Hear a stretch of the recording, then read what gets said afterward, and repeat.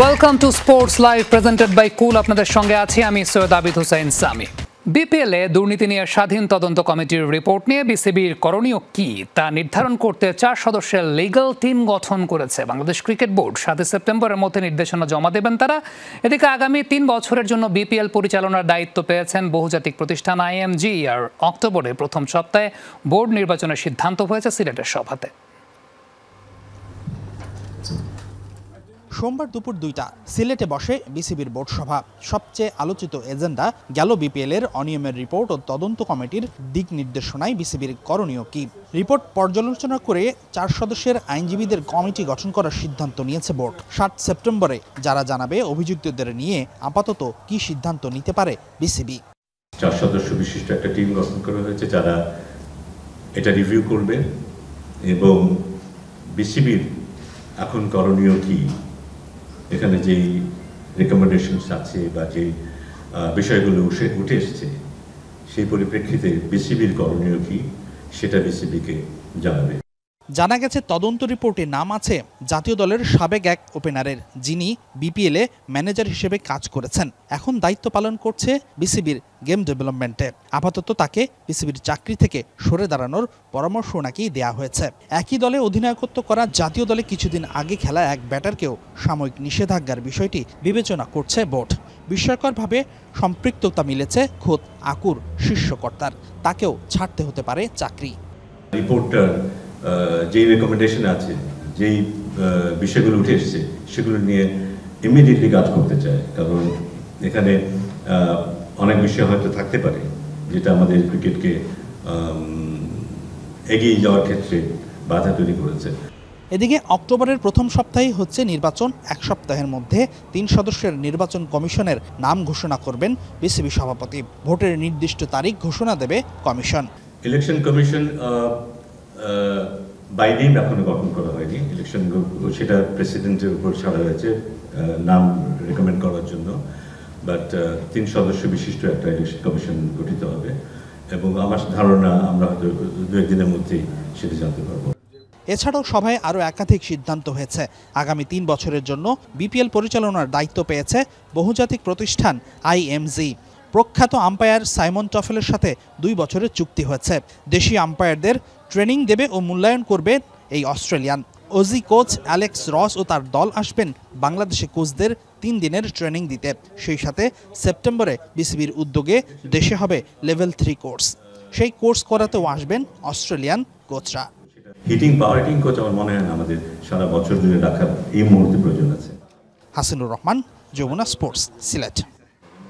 কাজ করার পরিবেশ পেলে বিসিবি নির্বাচনে অংশ নিতে চান খালেদ মাসুদ পাইলট। অভিজ্ঞতা থেকে দেশের ক্রিকেটে ভালো কিছু করার প্রত্যয়। সাবেক এই ক্যাপ্টেনের বড় নাম দেখে নয়, ক্রিকেটের উন্নয়নে কাজ করবে এমন যে কাউকে সভাপতি হিসেবে দেখতে চান সাবেক এই ক্যাপ্টেন। ফিক্সিংয়ের ব্যাপারে শুধু ক্রিকেটই নয়, এর পেছনে হর্তাকর্তাদের বিচারের আওতায় আনার আহ্বান জানিয়েছেন পাইলট। দিন যত এগোচ্ছে বিসিবি নির্বাচন নিয়ে জমে উঠেছে নানা সমীকরণ, তৈরি হচ্ছে মেরুকরণ। ক্রিকেট পাড়ায় প্রতিদিনই হচ্ছে একের পর এক গোপন বৈঠক, যেখানে সবচেয়ে বেশি আলোচনায় ঢাকার 76 ক্লাবের ভোট। সেই ভোটের পাল্লা ভারী হচ্ছে কোন দিকে? কেই বা হচ্ছে ক্লাব কোটায় 12 পরিচালক।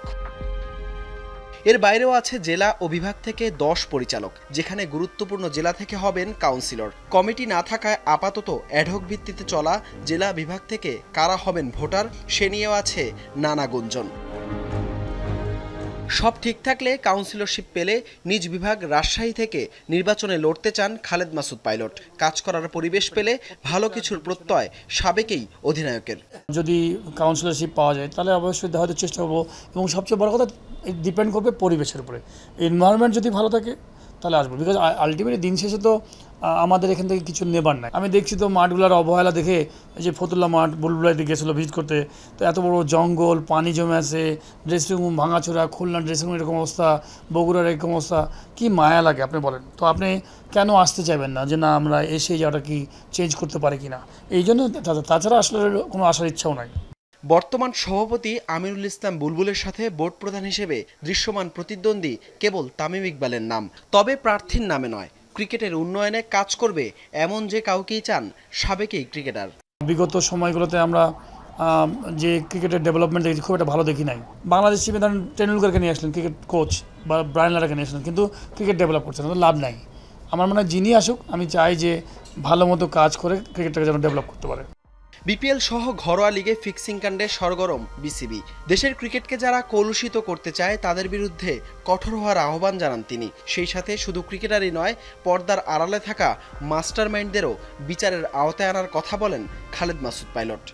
কঠোরভাবে আমার কাছে হস্তক্ষেপ করা উচিত, কঠোরভাবে। মানে যারা এই খেলার মাঠে যারা নিয়োজিত, মানে এই ফিক্সিংগুলোর সাথে জড়িত হচ্ছেন, তাদেরকে তো একটা আইনের আওতায় নিয়ে আসা উচিত। প্লাস যারা এখান থেকে মেন জায়গা রুট, যারা এইগুলো করতে মানে সহযোগিতা করছে, যারা মানে বলবো যে পিছনে থাকে, ব্যাকআপে যারা থাকেন, তাদেরকে বের করাটা খুব ইম্পর্টেন্ট। এর আগের বার 2021-এর নির্বাচনে দাঁড়ালেও মাত্র 2 ভোট পেয়ে হেরে যান সাবেক এই অধিনায়ক। হাসান আল মারুফ, যমুনা স্পোর্টস, ঢাকা। নেপাল ম্যাচের মাত্র 5 দিন আগে প্রথমবার মাঠে পুরো দলকে প্র্যাকটিসে পেয়েছেন হেড কোচ হাভিয়ার কাবরেরা। জাতীয় দলের অভিজ্ঞ ক্যাম্পেইনার তপু বর্মন এতে কোনো সমস্যা দেখছেন না, যদিও এখনও নেপালের বিপক্ষে চূড়ান্ত 23 জনের স্কোয়াডে ঘোষণা করেনি বাফুফে। নেপালের উদ্দেশ্যে দেশ ছাড়ার আগে মঙ্গলবার ফর্টিস এফসির বিপক্ষে প্রস্তুতি ম্যাচ খেলবে জামাল তপুরা। একসাথে কাজ করলে নাকি পাহাড়ও ডিঙানো যায়, আর এটা তো কেবল একটা গোলপোস্ট। জামাল তপুরা সেটা কাঁধে হাতে মাঠের এক পাশ থেকে আরেক পাশে নিলেন। নেপালের বিপক্ষে ম্যাচের আগে প্রথমবারের মতো পুরো দল যে মাঠে এক হলো। এই বাংলাদেশ দল একটা পরিবার, যাদের আপনি ভালোবাসেন বলেই সর্বোচ্চটা দিয়ে খেলে যায়। ম্যাচ শুরুর মাত্র 5 দিন আগে কাবরেরা সব ছাত্রদের অনুশীলনে পেলেন। কিংসের 10 ফুটবলার যোগ দিয়েছে রবিবার। দেরি করে ক্যাম্পে যোগ দেওয়ার অভিজ্ঞতা এবারই প্রথম জাতীয় দলের সিনিয়র ক্যাম্পেইনার তপু বর্মনের। দেখেন, আমরা কিন্তু একসাথে অনেক দিন ধরেই আছি, এটা আপনারাও জানেন এবং আমরা প্লেয়াররা সবাই জানি। তো ওই পরিপ্রেক্ষিতে আমি মনে করি যে এতটা প্রবলেম হবে না, যেটা আপনারা হয়তো ভাবতেছেন। আশা করি আমরা এই উইদিন 5 ডেতে আমরা মানিয়ে নিতে পারবো এবং আমাদের অলরেডি বুঝিয়েছে কিভাবে আমরা স্টার্ট করব। কিংসের 10 ফুটবলার যদি 1 সেপ্টেম্বর দলের সঙ্গে প্রথম অনুশীলন করলে সমস্যা না হয়, তাহলে ক্যাবরেরা কেন 15 আগস্ট থেকে অর্থাৎ 16 দিন আগে বাকিদের ডাকলেন? Obviously I would prefer to have the group for the full group from the beginning, definitely, but we have been working in the same idea for a very long time, and just it's easier to adjust to certain details to prepare for Nepal, so I'm pretty sure we are going to have a good performance. এদিকে শেষ পর্যন্ত দলের সবচেয়ে বড় তারকা হামজা চৌধুরীর জন্য অপেক্ষা করবে টিম ম্যানেজমেন্ট। এমন কোনো কোচ বা পৃথিবীর কেউ আছে নাকি হামজা যদি আসতে চায় নিবে না? বুধবার সকালে দেশ ছাড়ার কথা বাংলাদেশ দলের। তার আগে মঙ্গলবার সন্ধ্যায় ফর্টিস এফসির বিপক্ষে ক্লোজডোর ম্যাচ খেলবে টিম বাংলাদেশ। যদিও এখনও 23 জনের চূড়ান্ত স্কোয়াড ঘোষণা করেনি head coach Javier Cabrera. 6 September কাঠমান্ডুতে প্রথম ম্যাচে মাঠে নামবে বাংলাদেশ। নেপালের বিপক্ষে ঠিক এভাবেই হাতে হাত রেখে ম্যাচ জিততে চায় জামাল তপুরা। সবশেষ এই জাতীয় স্টেডিয়ামে 2020 সালে ম্যাচ জিতেছিল বাংলাদেশ, তারপর 2021 সালে সাফে ড্র করেছিল। নেপালের বিপক্ষে সবশেষ প্রস্তুতি যে আজকে জাতীয় স্টেডিয়ামে হচ্ছে, সেটাতে ম্যাচ জেতার পরিকল্পনা করেছে হাভিয়ার কাবরেরা। জাতীয় স্টেডিয়াম থেকে মেহেদি নাইম, যমুনা স্পোর্টস, ঢাকা। অস্ট্রেলিয়ার একটি ফুটবল মাঠ বন্ধ হয়ে গেছে পুরো 1 মাসের জন্য, কারণ সেখানে ডিম পেড়েছে একটি গ্লোভার পাখি। এমন খবর প্রকাশ করেছে ডেইলি মেল। পাখিটি অস্ট্রেলিয়ার বিলুপ্ত প্রায়। মাঝ মাঠে ডিম পাড়ার কারণে স্থানীয় বন্যপ্রাণী সংস্থা ওয়াইল্ড কেয়ারের পরামর্শে ক্লাব ম্যাচগুলোর পাশাপাশি প্র্যাকটিসও সরিয়ে নেওয়া হয়েছে মাঠের পাশে। স্টেডিয়াম মানেই কোলাহল, চিৎকার, হাততালি আর গোলের আনন্দ। কিন্তু অস্ট্রেলিয়ার এক ফুটবল স্টেডিয়ামে এখন শুধুই নীরবতা। সবুজ মাঠ জুড়ে শূন্যতা, গ্যালারিতে নেই কোনো দর্শক, কারণ সেই মাঠে এখন রয়েছে অস্ট্রেলিয়ার এক সংরক্ষিত পাখির ডিম, যে পাখিটির নাম মাস্ট ল্যাপউইং বা প্লোভার। আর সেই ডিমের কারণেই প্রায় 1 মাস বন্ধ থাকবে স্টেডিয়ামটি। বলের মতো গোলাকার ডিমটির অবস্থান একদম মাঝমাঠে। থেমে গেছে সেখানকার খেলোয়াড়দের দৌড়ঝাঁপও, নেই রেফারির বাঁশির শব্দ, আর বন্ধ আছে স্টেডিয়ামের গেট, কারণ সেখানে চলছে নতুন প্রাণের আগমনের প্রস্তুতি। ক্যানবেরার জেরা বম্বেরা রিজিওনাল স্পোর্টস কমপ্লেক্সে কৃত্রিম ফুটবল মাঠে 1 সপ্তাহ আগে ডিম পাড়ে প্লোভার পাখিটি। স্থানীয় বন্যপ্রাণী সংস্থা ওয়াইল্ড কেয়ারের পরামর্শেই ক্লাব ম্যাচগুলোর পাশাপাশি অনুশীলনও সরিয়ে নেওয়া হয় পাশের মাঠে। এমন সিদ্ধান্তে ফুটবল দলগুলোর প্রতি কৃতজ্ঞতা জানিয়েছে কাউন্সিল। মূলত ডিম পাড়ার পর প্লোভার পাখি অত্যন্ত রক্ষণশীল হয়ে থাকে। কোনো রকম বিপদ আঁচ করতে পারলে ভয়ঙ্কর রূপ ধারণ করে মা পাখি। এ সময় তারা ডানা ঝাপটে তীব্র শব্দ করে এবং ঝাঁপিয়ে পড়ার মাধ্যমে বাসার কাছ থেকে অনধিকার প্রবেশকারীদের দূরে সরিয়ে রাখার চেষ্টা করে। মাসখানেক পর যখন ডিম ফুটে জন্ম নেবে ছোট্ট প্লোভার ছানা, তখন আবারও উল্লাসে ভরে উঠবে মাঠ। তবে সেই দিন দর্শকদের চোখে শুধু খেলোয়াড়ের দৌড়ই নয়, থাকবে এক অমূল্য দৃশ্য, একটি স্টেডিয়াম যেখানে মানুষের খেলা থেমেছিল প্রকৃতির জন্য, আর সেই থেমে যাওয়াই জন্ম দিয়েছিল ক্রীড়াঙ্গনের সবচেয়ে সুন্দর গল্প। সানজানা আইভি, যমুনা স্পোর্টস। বিশ্বকাপে নারী ক্রিকেটারদের জন্য রেকর্ড পরিমাণ অর্থের পুরস্কার ঘোষণা করেছে বিশ্ব ক্রিকেটের নিয়ন্ত্রক সংস্থা আইসিসি। এমনকি পুরুষদের চাইতেও নারীরা বেশি অর্থ পাবেন। সেপ্টেম্বর মাসের শেষ থেকে শুরু হতে যাচ্ছে নারী বিশ্বকাপে এবারের আসরটি যৌথভাবে আয়োজন করতে যাচ্ছে ইন্ডিয়া এবং শ্রীলঙ্কা। পুরস্কারের সর্বমোট মূল্য 170 কোটি টাকা নির্ধারণ করেছে আইসিসি। গত আসরে যা ছিল 42 কোটি টাকা। অপরদিকে 23 সালের পুরুষ বিশ্বকাপের জন্য সর্বমোট 142 কোটি টাকার পুরস্কার দিয়েছিল আইসিসি। নারী বিশ্বকাপের এই আসরের চ্যাম্পিয়ন দল পাবে 27 কোটি টাকা। এক ওভারে 43 রান দিয়ে বিব্রতকর রেকর্ডে নাম লিখিয়েছেন ঋষি বর্মণী। এই অভাবনীয় ওভারটি করেছেন মাইনর লিগ ক্রিকেটের আটলান্টা ফায়ার এবং অরল্যান্ডো গ্যালাক্সির ম্যাচে। ইনিংসের পঞ্চম ওভারে বল করতে এসে 13টি ডেলিভারিতে ওভার পূর্ণ করেছেন তিনি। এই ওভারের পর বাকি ইনিংস তার হাতে আর বল তুলে দেওয়ার সাহস করেননি ক্যাপ্টেন। এক ওভারে 6 ছক্কায় 36 রানের গল্প এখন অনেক পুরনো। ওয়াইড নোবল সহ বাড়তি ডেলিভারি হলে অনেক সময় এর চেয়েও বেশি রানও উঠে যেতে পারে, যেমনটা উঠল ঋষি ভার্মান্নির ওভারে। যুক্তরাষ্ট্রের মাইনর লিগ ক্রিকেটে অভাবনীয় এই ওভার করেছেন তিনি। আটলান্টা ফায়ার ও অরল্যান্ডো গ্যালাক্সির ম্যাচে এক ওভারে 43 রান দিয়ে বিব্রতকর রেকর্ডে নাম লিখিয়েছেন এই বোলার।